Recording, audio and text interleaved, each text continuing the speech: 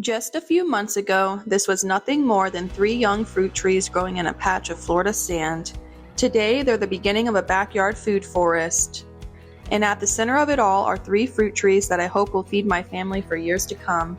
Let me introduce you to Anna, Jimmy, and one member of the family who's still waiting for a name. If you're new here, this food forest is 9 feet by 30 feet, or about 270 square feet. It may not look like much right now, but that's how every food forest begins. For me, it starts with an apple, a peach, and a pear.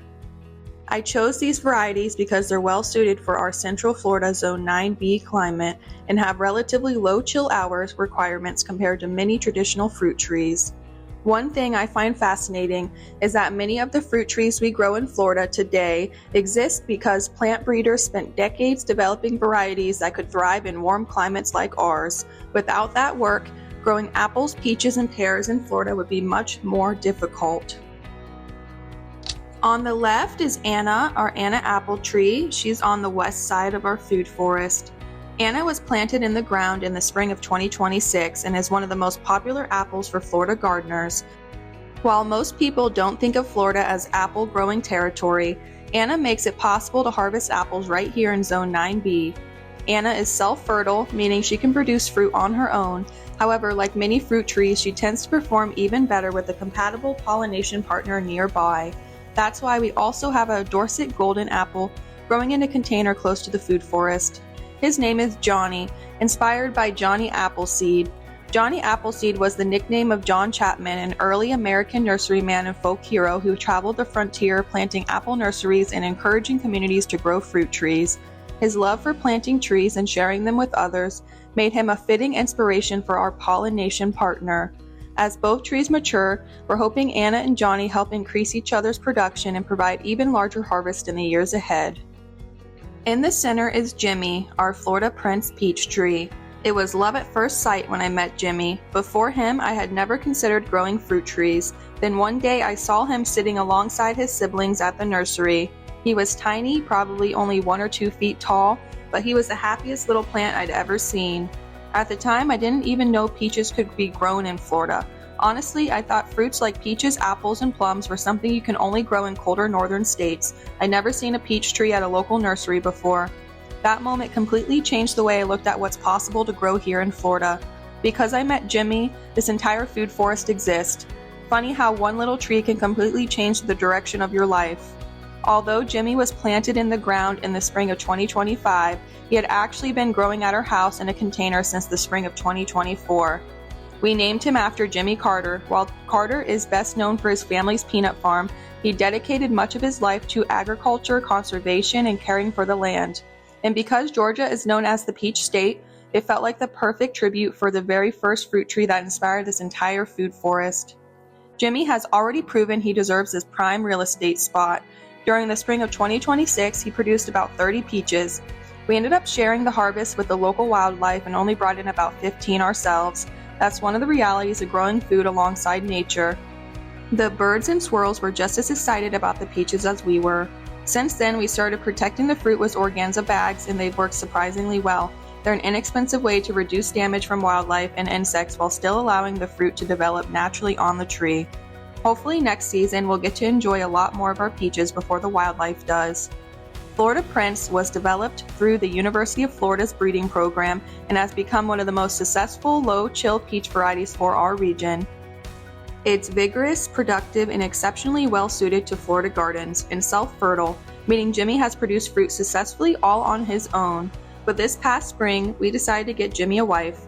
Her name is Rosalind, after Rosalind Carter. She's a Florida Belle peach growing nearby in a container. It only seemed fitting that if we had Jimmy Carter in the food forest, he should have Rosalind by his side. We're excited to see whether growing both varieties together increases our harvest over time. As this food forest matures, I'd love to experiment with even more peach varieties and eventually learn how to graft multiple cultivars onto a single tree. Not only would that save space, but it could also extend the harvest season and let us enjoy several different peaches from one tree. It all started with one little peach tree named Jimmy. On the right side is our hood pear tree on the east corner of our food forest. The hood pear is the newest addition to the food forest, planted in the June of 2026. Unlike Anna and Jimmy, The pear is still unnamed. At this point, we're still getting to know each other. Anna has her name, Jimmy has his name, and Rosaline has her name. But with the pear, I'm still waiting for the right name to come to me. Sometimes the plants tell you who they are over time. As this tree grows and becomes part of the story of this food forest, I'm sure the perfect name will eventually reveal itself. Until then, it's simply our hood pear. The hood pear was selected because it's known for performing well in our climate and has a reputation for being one of the best pears for fresh eating in Florida. Many growers love hood pears for their sweet flavor, juicy texture, and reliable production. Hood pears are partially self-fertile, but they generally perform better when paired with another pear variety nearby. When selecting a pear for this food forest, I considered several Florida-friendly varieties, including pineapple pear, Baldwin pear, and Florida home pear. Because hood benefits from cross-pollination, I do plan to add another pear variety in the future. I just haven't decided which one yet. When I do add another pear, it'll most likely be grown in a container. That will allow me to increase pollination, experiment with different varieties, and save valuable space within the food forest itself. It may even become another grafting project someday. Originally, this location was home to a Scarlet Beauty plum that I planted in the spring of 2026. Unfortunately, the plum did not survive. Gardening always comes with its wins and its loses, and sometimes the plant simply doesn't work out. I definitely haven't given up on plums though.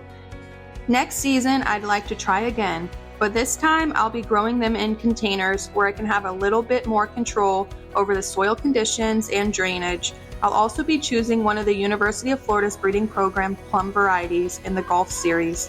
These 3 trees are the foundation of what I hope will become a productive backyard food system for years to come. The trees are planted, the journey has begun, and this little patch of Florida sand is slowly becoming something special. In the next episode, we'll take a closer look at the fruit guilds surrounding these trees and the companion plants I'm using to attract pollinators, improve soil health, and build a healthier ecosystem. If you're enjoying the journey, be sure to subscribe and follow along. I plan on releasing a new episode every Sunday as we continue transforming this space into a productive backyard food system. And if you have a name suggestion for our hood pear, leave it in the comments below. I'd love to hear your ideas. Thank you so much for watching. This is Cultivated by Destiny, where I'm cultivating a life rooted in nature, beauty, and purpose. Until next time, follow what calls you and cultivate the life meant for you.